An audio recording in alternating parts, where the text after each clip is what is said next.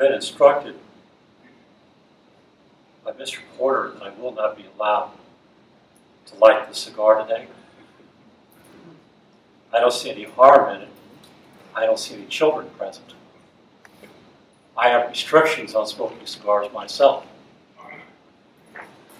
I never smoke when I'm asleep. I never fail to smoke when I'm awake. I never smoke more than one cigar at a time. I never wake throughout the night without using it as an extra opportunity to smoke.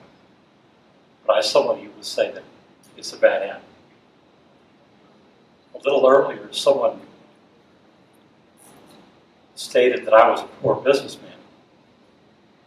And I'd like to give one short story to back up that statement. Some years ago, a delegation of young men came to visit me in Hartford. They were representatives of Mr. Alexander Graham Bell. And I was told that Mr. Bell wanted me to be one of the first investors in his new enterprise, the telephone. But I had promised my wife that I wouldn't make any more investments in anything unless I could see the market. I considered their presentation, and I decided that I would have a phone, my lawyer would have a phone, the newspaper would have a phone, but after that there's no market. I declined the opportunity to invest. And I've been eternally sorry for that ever since. Now, I almost didn't make it here today because of health reasons. But I always like to start with an apology. If you're a doctor, I'm sorry. If you're a lawyer, I apologize. If you're a school board member, there's nothing I can do for you. We all know that God, on the first day, made idiots. But that was just for practice. Then he created the school boards. Recently, when I was going through my illness, which was in your newspapers, I did something that I hate to do. I deplore doing. I avoid doing at all costs. I saw my doctor. He examined me, and he said, "Mr. Twain, I can't help you." I said, "Why not?" He said, "You use horrible language. It saps your energy. You drink whiskey more than a quart a day. And you smoke cigars by the cargo. There's nothing my remedies can do for you." And I said, "But doctor, I only drink whiskey as a preventative of a toothache. And I've never had a toothache." He said, "That won't answer. You must give up your bad habits." I was in so much pain, I agreed. For 30 days, I didn't cuss, I didn't drink whiskey, and I didn't touch a cigar. After 30 days, my ailments got discouraged and left me. And I went right back to cussing, smoking, and drinking. Not long after that, I met an elderly woman who said, "Mr. Twain, I noticed that you've regained your health." She said, "I have the same ailments you had. How did you get healthy?" I said, "Ma'am, you must follow my instructions to the letter if you intend to get well." She said, "I will." I said, "You must stop cussing. You must stop drinking whiskey. And you must stop smoking cigars." She said, "Mr. Twain, I don't do any of those things." and she died. She was a sinking ship with no ballast to throw overboard. She was a perfect example of why we need bad habits to carry us through in times of crisis. Now, I understand that this is an organization that does good things. I never speak without asking for money, but I'm not going to ask today because I have it from a reliable source that you already do good things with your money. I will give you some advice, however, on how to get money out of people who don't want to give. It's all in timing. Timing is the thing. Not so long ago, I was in church in Hartford, and it was a time when I had extra money. In fact, I had $400 in my pocket. $400 that my wife didn't know about. I sat and listened to the preacher that day, and he talked about a good cause, a wonderful cause.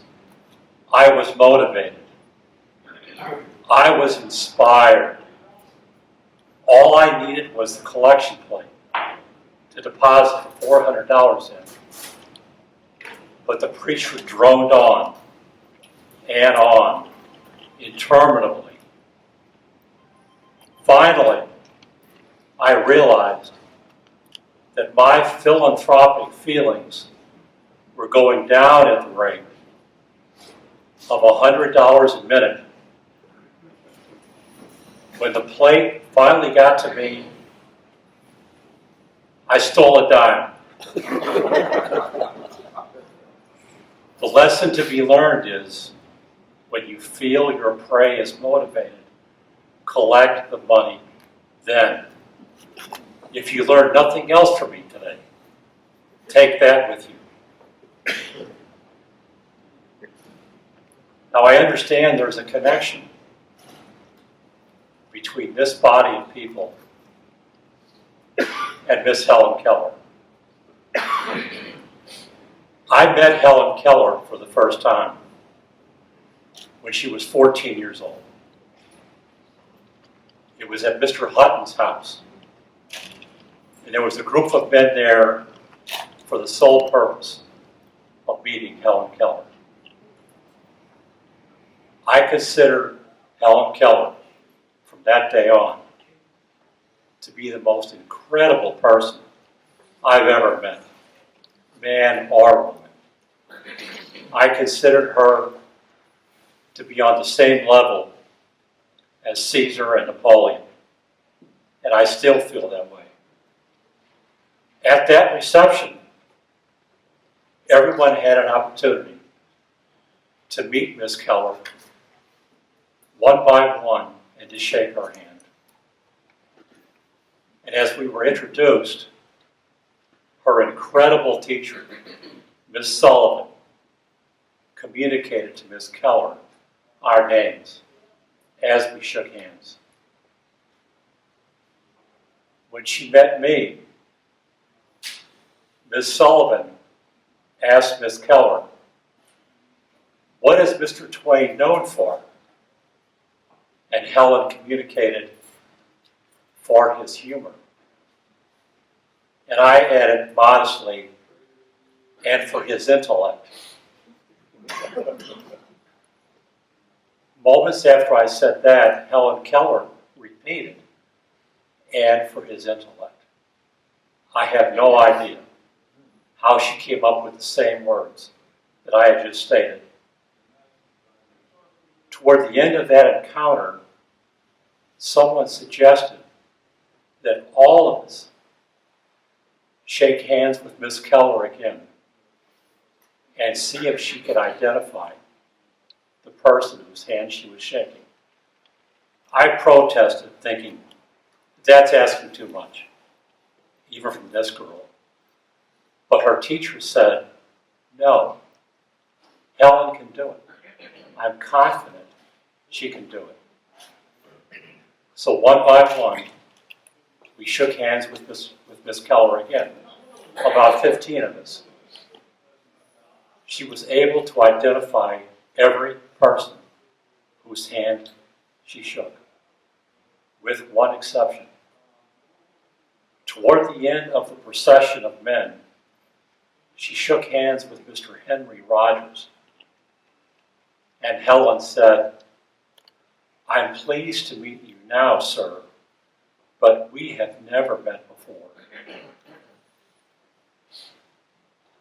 And I became somewhat alarmed, thinking that Helen had perhaps failed. But Helen insisted she had never met him before, despite the fact that I saw him shake her hand an hour earlier. Finally, Mr. Rogers settled the dilemma by remembering that an hour earlier he had a glove on his right hand when he shook hands with Helen Keller. So her accomplishment was unblemished at that point. It's an incident I'll never forget. I had to leave that meeting early. I didn't want to. There was somewhere else I had to be. When I came around the chairs, my intention was to leave without speaking, so as not to disturb the meeting. But when I walked behind Miss Keller, I tapped her on the back of her head with my fingers, a show of affection. I walked toward the door. Miss Sullivan said, "Mr. Twain, wait a minute. Helen is upset that she doesn't know who those fingers belong to." She said, "Would you do that one more time?" I walked behind Helen again, tapped my fingers on the back of her head a second time.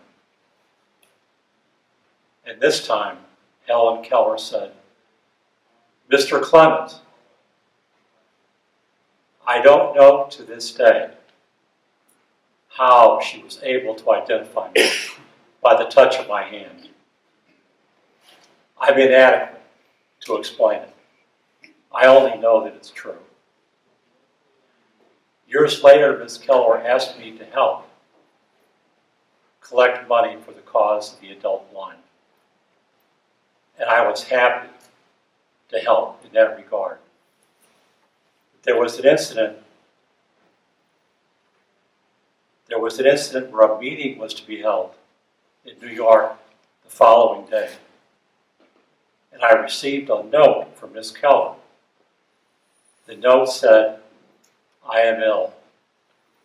I am unable to attend the meeting. Would you read my letter?" I read the letter and felt incompetent to read it. Because having read it, I never dreamed that I could ever write anything so eloquent, so beautiful. It was awe-inspiring. And with your permission, this seems like a perfect opportunity to read the letter.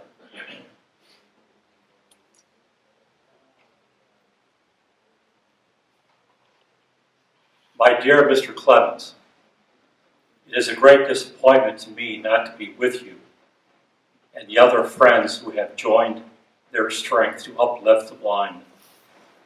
The meeting in New York will be the greatest occasion in the movement, which has so long engaged my heart.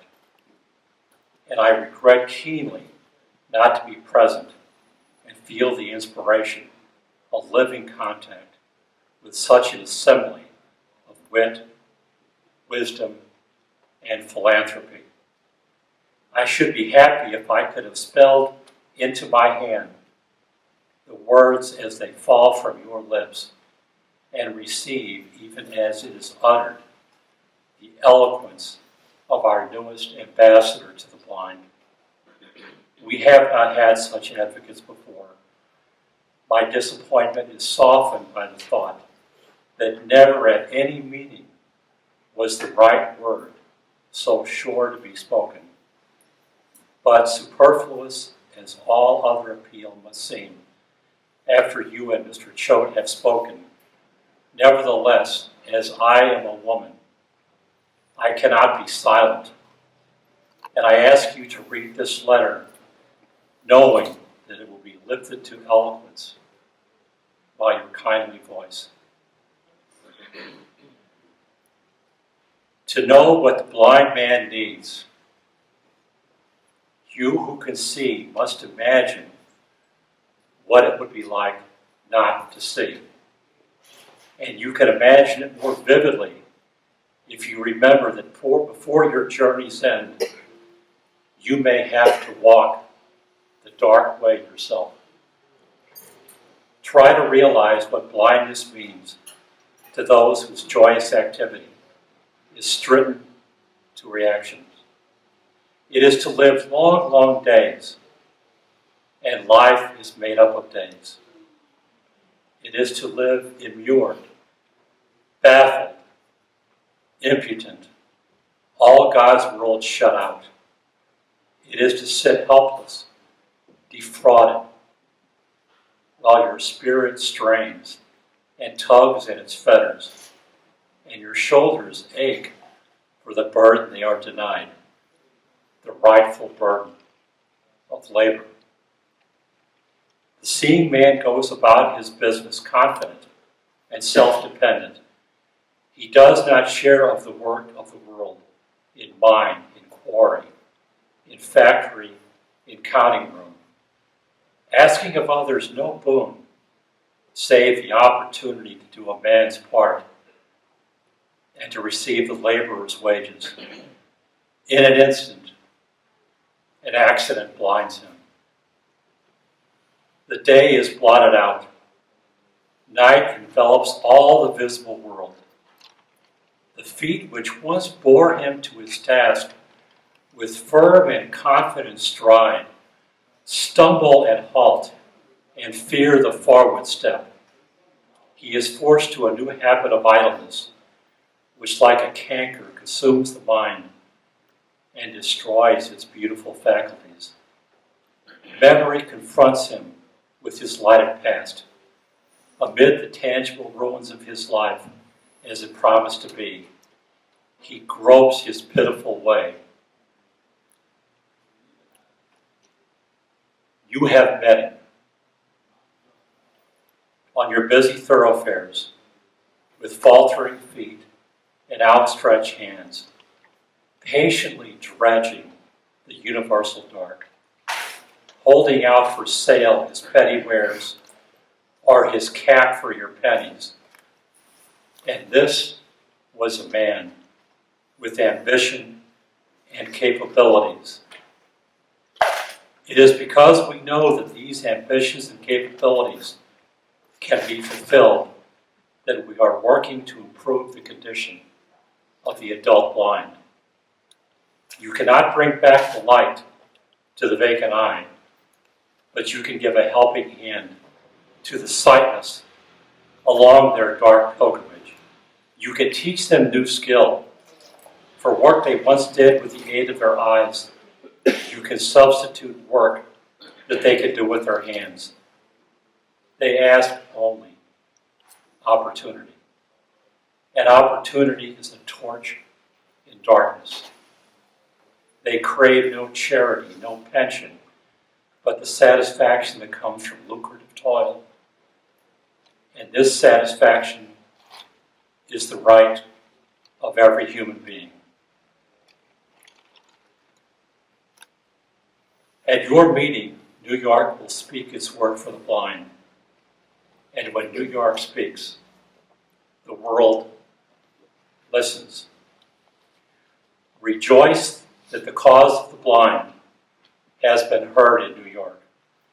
For the day after, it shall be heard round the world. Yours sincerely, Helen Keller. That applause came in an opportune time. I couldn't have planned that or tried for a month.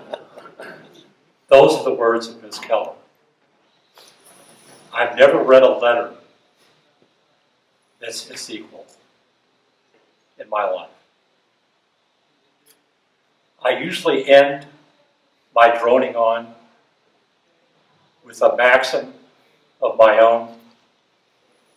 I usually tell audiences things like, when in doubt, tell the truth. That's one that's always worked for me.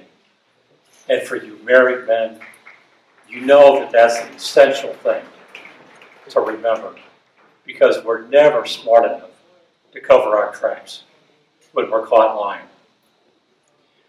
Instead, I'd like to end with a couple things from Miss Keller. The only thing worse than being blind is having sight, but no vision. This is my favorite, because it's so simple in its eloquence.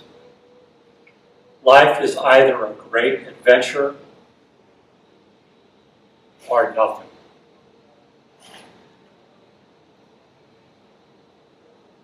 All of you are working toward helping the sightless. I know it's your mission. I know that someday after my death, Ms. Keller will ask this organization for you to help in that mission. But that's not a story for today. The welfare of each is bound up in the welfare of all. That is Helen Keller's mission statement. Thank you.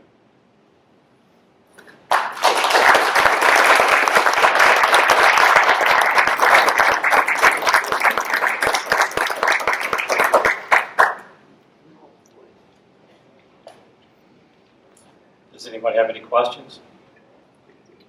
I understand I'm still not allowed to smoke during this portion. Yes, Tell me about your family. What family did Mr. Twain have?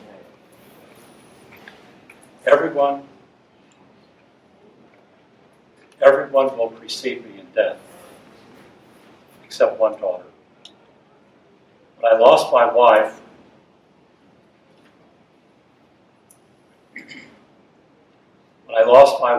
that's when I really lost the light in my life. Not used to these. Susie was the daughter I was closest to. Susie is the one who my wife found a diary written by her hand. And I consider the things my daughter Susie wrote about me to be the most complimentary things that were always said about me. She said in part, "This is a diary about my family, but more than anyone else, it is about Papa. Papa is a very interesting figure in our home." And she told stories that illuminated things about me that I had never known. I didn't know until I read that diary that there were times where the theatrics that I practiced around my own home weren't always appreciated. That came out in Susie's diary. And she had a name for those times. The times when my enthusiasm overstepped its bounds on the home front. My wife always had the ability to put me back in my place. And Susie had an expression for it. She called it tamping down Daddy. And she was the only one who could do that without ever offending me, without ever hurting my feelings in any way. I mentioned earlier that I often use bad language. Never at home,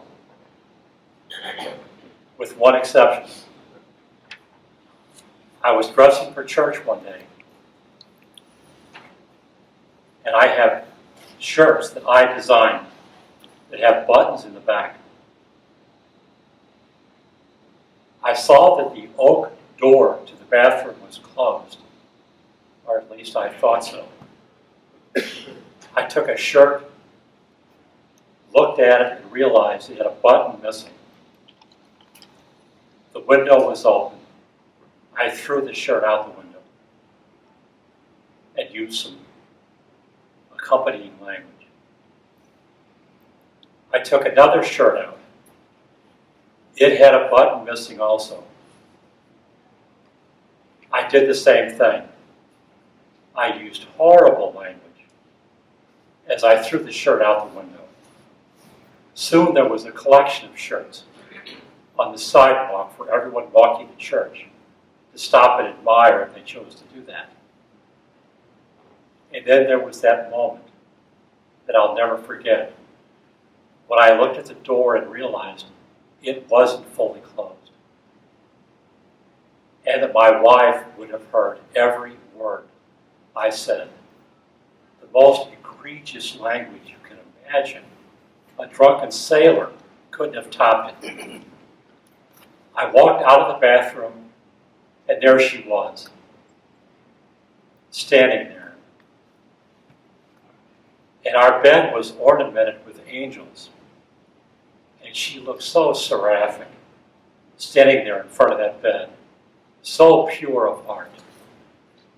And when I realized that she had heard every word, I didn't know how to respond. But she responded. She repeated back every word that I had said. And that's when I realized that people who look and sound like angels, like my wife, cannot be trusted to use that kind of language. Because it sounded so ridiculous coming from her angelic mouth that we both had to laugh. And we both fell down on the bed, laughing. Well, I've kind of gone off on your question. Dr. Port, did you have a question? I'm here at your behest. Can you tell us anything about your other contemporaries who you may be familiar with, who were important in your life? The one that you may be familiar with is Andrew Carnegie. Andrew Carnegie, when he became either the richest or the second richest man in the United States, it was either him or Mr. Rockefeller. I never got that story straight. But Mr. Carnegie happened to be on the same stage as me one night at Delmonico's Theater. And it was up to me to introduce him. And I told the story about Mr. Carnegie, how since he's become so incredibly wealthy, he has offered to send anyone in the United States a Bible because he wants to spread the good word. And it would cost him an average of 50 cents a person to send a Bible to every American. And I simply told Mr. Carnegie, I already have a Bible. May I have the 50 cents?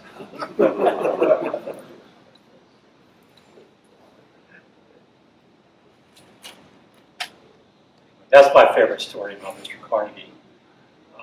You're familiar with Mr. Howells, Mr. Whittier, Mr. Emerson. Mr. Emerson, who never spoke to me after the time I introduced him at a dinner because I made fun of his language. And I found that he had no sense of humor. We never spoke again. Teddy Roosevelt was a friend of mine. But at one point, he stopped speaking to me. And that was because I think I was the only man in America who didn't agree with the invasion of the Philippines. And I told him so one night on stage. And not long after that, I was at a reception at the White House, and Mr. Roosevelt turned his back on me so as not to be in a position of having to shake my hand. Having said that, I like Mr. Roosevelt greatly, but I always felt that as an American, I had the right to disagree with him on that point. Mr. Bell was a friend of mine, not a good friend, but he loved telling the story about how I didn't invest in his new invention. He loved telling that story, and my wife always loved hearing it. But of course, I could never openly blame my wife for the fact that I didn't invest with Mr. Bell, even though I knew it to be true. As a married man, I knew that to openly blame my wife would cause things to not go well for me on the home front. So I never did that. If you don't think some of the things that I said were funny or even amusing, you're in good company. Because my wife really never thought much of anything I said was funny. She attended one of my lectures to try to gain an understanding of why anyone would laugh at these stories. It was a meeting in Connecticut. My wife sat out in the audience. I don't believe anyone knew who she was. When I told the story about how I sold a dog that didn't belong to me, the man sitting next to my wife slapped himself on the thigh, looked at my wife, and said, "If it's all this funny, I'm just going to die." My wife never questioned, again, that for whatever reason, some people think these stories are funny, although she really never thought so. I got away from your question also. Yes, sir. It sounds like you might have been the Rodney Dangerfield of your generation. I don't know who that is. He was lived a little after you. Sorry. I was hoping you were going to say he was the most brilliant man you ever saw. Well, I guess that's... the story about the dog you saw? Do I have time to tell the story about the dog? 5 minutes. During a time in my life when I had no money, none, I was roommates with a man who was a Scotsman. He had a drinking habit, but for a Scotsman to drink scotch, in my mind, is never a sin. But he told me one night, we must have $3, and we must have it by the end of the day. I don't remember the reason. He said he had prayed, the Lord would provide the $3, but it was up to me to go out and find it. I walked around the streets looking for someone to borrow from, but all the people I saw were people who I already owed. Finally, out of desperation, I walked into a new hotel, sat in the lobby, and pondered my dilemma. Across the lobby, I saw a dog, unaccompanied. He stared at me. I stared at him. And he made a decision that I must be friendly. He came over, sat next to me. I patted him on the head. We were friends. Not long after that, General Miles, recent hero of the war, came into the lobby, resplendent in his blue and gold uniform. Everybody knew who he was. Everybody wanted to praise him. But General Miles walked over, saw the dog, and said to me, "Would you like to sell that dog?" I said, "Yes, for $3. He said, $3? That dog is worth $100. I said, $3. Now you all see what I did. I didn't go beyond what the Lord mandated, not by a penny. He gave me the $3, walked the dog up to his room. And as soon as they were out of sight, I saw a young man, so forlorn looking, walking around. And I said, "Have you lost a dog?" He said, "Yes." "Have you seen him?" I said, "I might be able to get the dog back for you. Would you pay?" He said, "I'd pay anything." I said, $3. He gave me $3, and I said, "Wait right here." I went up to the general's room, and I said, "General, I must have the dog back." He said, "I bought this dog." I said, "General, I didn't own the dog." He said, "You showed me a dog that you didn't own?" I said, "Well, in fairness, I didn't offer to sell him. You offered to buy him."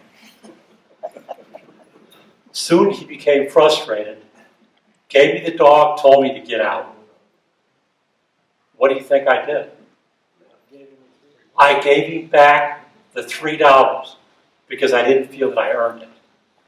I went back downstairs, reunited the young man with his dog, and I kept that $3 because I felt that I had earned it. And that's the story of the time I sold a dog that didn't belong to me. Was yours an arranged marriage, or did she not understand your proposal was a joke?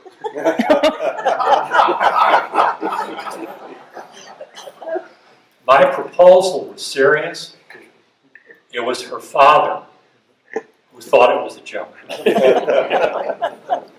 He refused me, and she refused me. Her father said I must have 10 letters of reference. I wrote to friends of mine from San Francisco. They sent back the letters. All 10 people refused to recommend me as a husband. In fact, a reverend from Jackass Gulch, California, wrote, "I would rather see my daughter dead and buried than married to you." And that was one of the better letters. But eventually I wore him down, and he agreed. Yes? Do you still dislike the German language? I hate the German language. I hate it with a passion. In fact, my favorite story about the German language has to do with verbs. A cat once got a hold of a German verb, and it was "goodbye cat." He was never seen again. You may know that in Heidelberg, I tried to learn the German language, and I was successful to a degree, but I could never master the verbs. I could never do it. But it's not a language I recommend to anyone.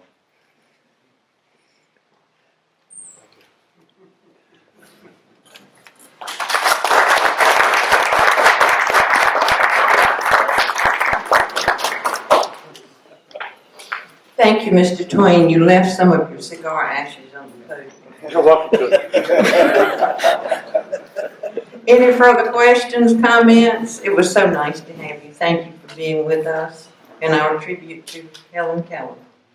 Thank you. Any other comments? You may go home.